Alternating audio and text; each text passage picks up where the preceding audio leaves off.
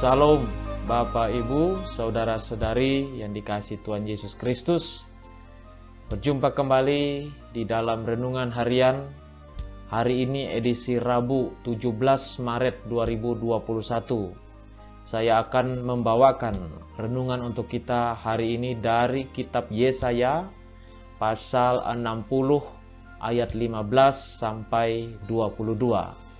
Sebelum kita bersama-sama merenungkan firman Tuhan ini, saya mengajak kita berdoa. Mari kita berdoa. Ya Tuhan Allah di surga, kami bersyukur atas hari yang Engkau anugerahkan bagi kami hari ini. Kami boleh menjalani kehidupan kami di dalam penyertaan Tuhan. Bahkan dalam kesempatan ini, kami akan bersama-sama merenungkan firman-Mu. Biarlah Tuhan menolong kami dengan kuasa Roh-Mu yang kudus, memampukan kami untuk memahami firman Tuhan. Dalam Yesus Kristus kami berdoa. Amin. Yesaya pasal 60 ayat 15 sampai 22.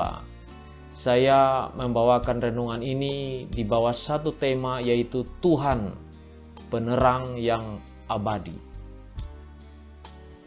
Konteks kehidupan bangsa Israel di zaman Yesaya, kebobrokan yang terjadi dalam kehidupan bangsa Israel, peristiwa-peristiwa nasional maupun peristiwa rohani bangsa Israel yang mengalami kemerosotan, membuat harapan-harapan bisa menjadi hilang.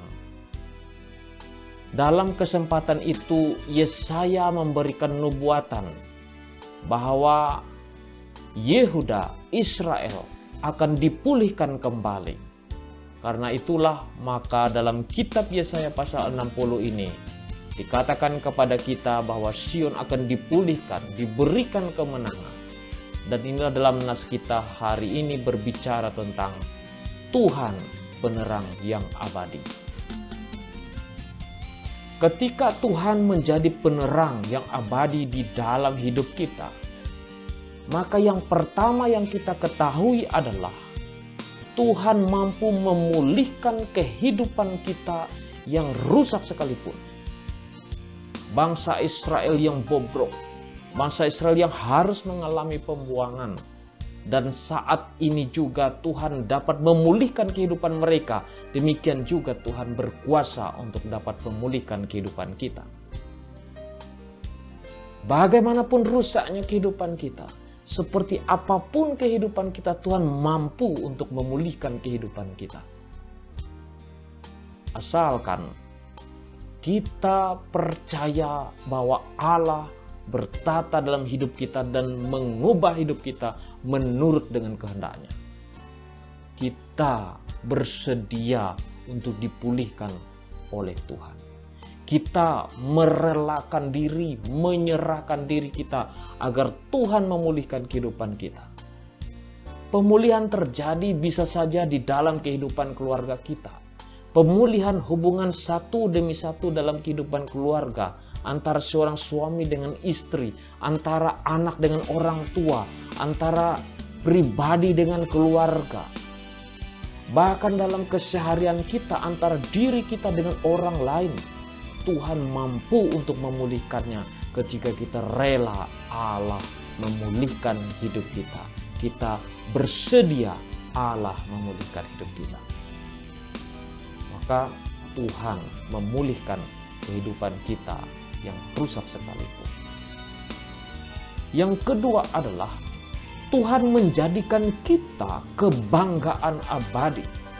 Di dalam nas kita dikatakan bahwa Aku akan membuat engkau menjadi kebanggaan abadi, menjadi kegirangan turun-temurun. Menjadi kebanggaan abadi berarti Tuhan sendiri memberikan kekuatan kepada kita agar hidup kita mampu berkenan di hadapan-Nya. Secara manusiawi kita adalah manusia-manusia yang lemah. Tidak dapat melakukan apapun tanpa pertolongan Tuhan. Tapi Tuhan Allah rela memberikan kekuatan, memberikan kuasa, kasih karunia kepada kita agar kita menjadi kebanggaan yang abadi bagi Tuhan.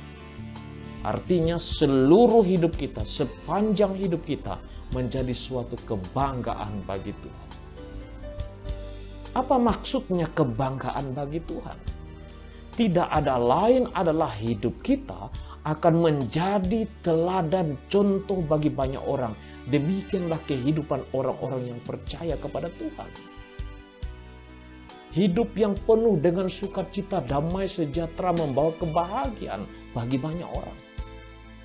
Hidup yang dapat menjadi teladan bagi banyak orang, menjadi contoh bahwa hidup kita ini adalah hidup yang dapat membawakan sukacita bagi banyak orang. Kita menjadi kebanggaan Tuhan. Nah, kehidupan saudara, kehidupan saya, kehidupan kita semua dapat menjadi kebanggaan abadi bagi Tuhan.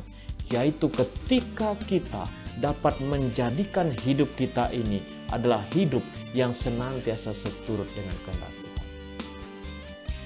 Ketika kita berucap berkata-kata, ucapan kata-kata kita menjadi ucapan kata-kata yang memberkati.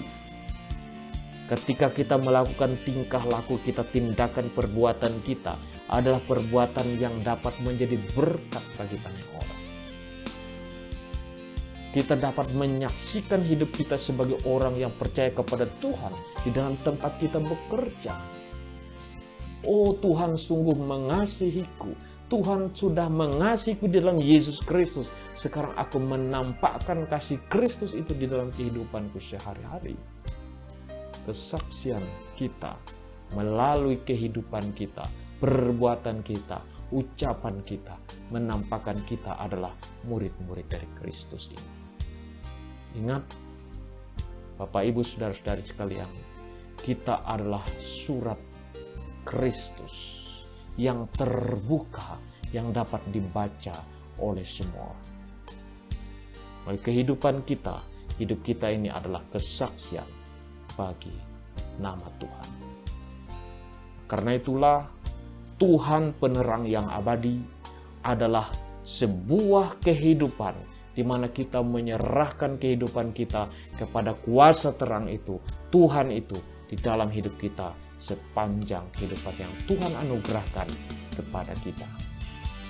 Tuhan Yesus memberkati kita semua. Amin. Mari kita berdoa.